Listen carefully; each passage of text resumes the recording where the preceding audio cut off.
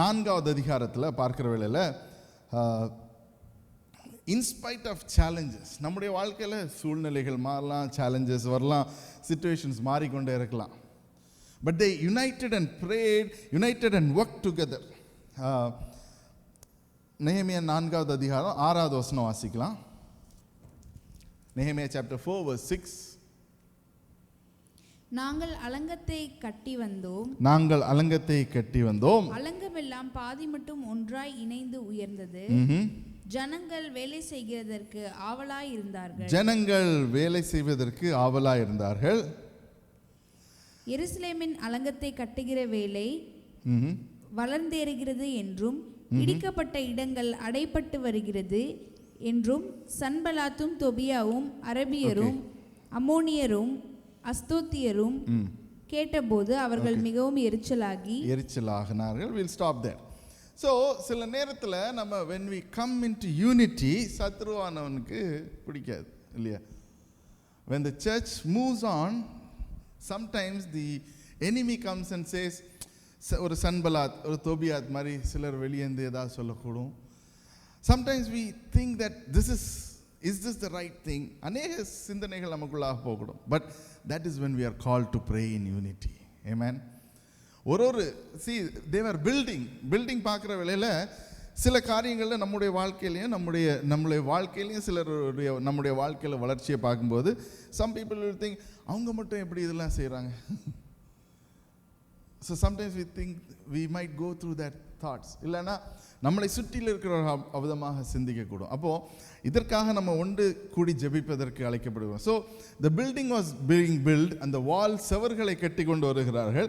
when they were building the wall, it was progressing. progress பண்ணுகிற வேளையில் சத்ருவானவனும் வந்து பார்க்கிறோம். சன்பலா தொபியாத் என்பது there are different things. We will deal with that in the next அடுத்த வாரம் நம்ம அது எனிமீஸை குறித்து சில காரியங்களை பார்க்க போகிறோம். பட் இன்றைக்கு let's focus on unity. Community எப்போ பலப்படுதுன்னு சொன்னால் நம்ம ஒன்று சேர்ந்து ஜெபிக்கிற வேளையில். that is where we do not want to let go of the morning prayer. நான் சொல்லுகிறேன், அநேக காரியங்கள் நம்முடைய சபையிலும் நம்முடைய வாழ்க்கையில் நடந்து கொண்டிருக்கு. it is because of the anchored morning prayer and night prayer. எவ்வளோத்துக்கு எத்தனை பேர் அதில் உறுதியாக விசுவாசிக்கிறீங்களோ தெரியல. we might be thinking இந்த ப்ரேயர் மூலமாக என்ன நடக்க போகுது. But God is looking at the commitment. ஒரு சிலராக இருந்தாலும் காலை 6 மணிக்கு வந்து we are praying together, we are seeking the Lord together. ஆண்டவருடைய சபையில் உள்ள காரியங்கள், சிலருடைய பிரச்சனைகள் எல்லாவற்றையும் நம்ம வந்து பார்க்கிறோம். God is looking at our heart and saying these people want to do something for my purpose. அவருடைய ராஜ்யத்தை கட்டுவதற்கென்று. அப்போ அந்த ஜெபத்தை விட்டு விடுவது மட்டும் அல்ல, we also have to keep vigilance, we have to work with our faith. நம்முடைய விசுவாசத்தின் மூலமாக சில காரியங்களை நம்ம பலப்பட வேண்டும். we have to work together as a team. ஒரு டீமாக ஒர்க் பண்ணதுக்கு அழைக்கப்படுகிறோம். we are called to work with the divine purpose and intervention. அப்புறம் ஆண்டவர் எதை நம்முடைய வாழ்க்கையில் செய்யணும்னு விரும்புகிறாரோ அதை செய்வதற்கு முழு இருதயத்தோடு நம்ம ஒப்பு கொடுத்து செய்கிற வேளையில் when we start committing our lives into a united prayer.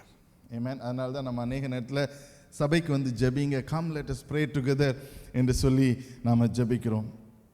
So இந்த காரியத்தை நம்ம வைத்து பார்க்கிற வேளையில் 2 காரியம் நமக்கு when the word says they had one mind at work, ஏக சிந்தனையாக அவர்கள் வேலை பார்த்தார்கள் என்று சொல்லி 6வது வசனத்தில் சொல்லப்படுது. which means a collaborative spirit. ஒரே சிந்தனையோடு when we look into things we will move forward.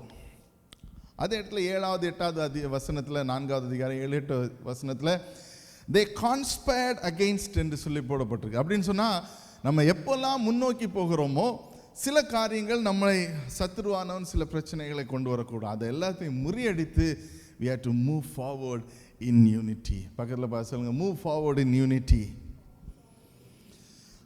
அப்படி செய்கிற வேளையில் 10வது வசனத்தை வாசிக்கலாம். 4வது அதிகாரம் 10வது வசனம் 12வது வசனத்தை வாசிப்போம். அப்பொழுது யூதா மனிதர் சுமைக்காரின் பலன் குறைந்து போகிறது, மண்மேடு மிச்சமாயிருக்கிறது, நாங்கள் அலங்கத்தை கட்டக்கூடாது என்றார்கள்.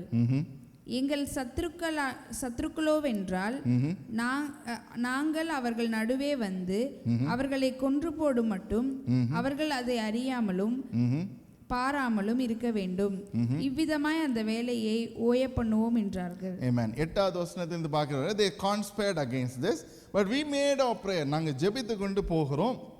And Judah said, the strength of the bearers of burden is decayed and they have much rubbish.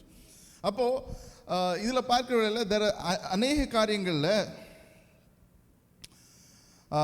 when we move ahead, ஒன்றிணைந்து செய்கிற வேளையில சில நேரங்களில் நம்முடைய காரியங்கள் நம்ம நினைத்தபடி போகாது. Amen. This is something that we have to learn, accept and go. அப்போ என்ன செய்யணும்? ஜெபிக்கணும். ஜெபித்து ஆண்டவரே இதில் என்ன காரியங்கள், இது சத்ருவானவன் கொண்டு வர காரியங்களை மேற்கொள்வதற்கு எங்களுக்கு பலத்தை தாங்கன்னு சொல்லி போகணும். Ultimately, Nehemiah completed the mission in his life. இடையில சத்ருவானவன் சில காரியங்களை கொண்டு வரக்கூடும், இடையில பெரிய விஷயங்கள் நடக்கக்கூடும். ஆனால் let us remain focused, face the opposition.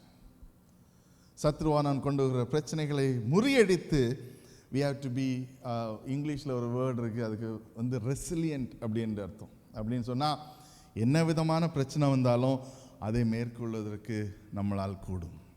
Amen. ஏன்னா நம்முடைய தேவன் நம்மோடு கூட இருக்கிறார்.